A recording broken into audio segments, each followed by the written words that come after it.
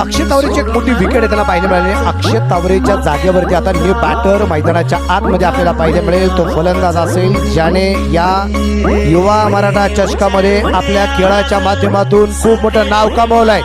आता प्रेक्षकांमधून एकदा खूप मोठा आवाज येतोय प्रवीण नायकवाडीसाठी.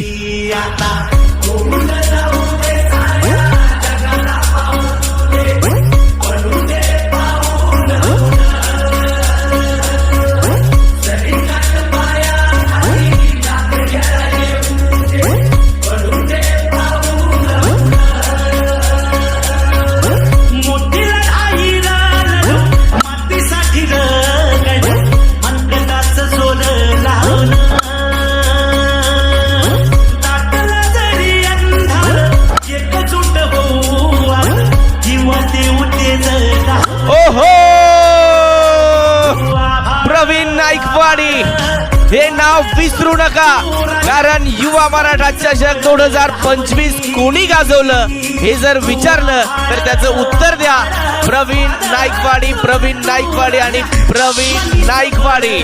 जबरदस्त बॅटिंग.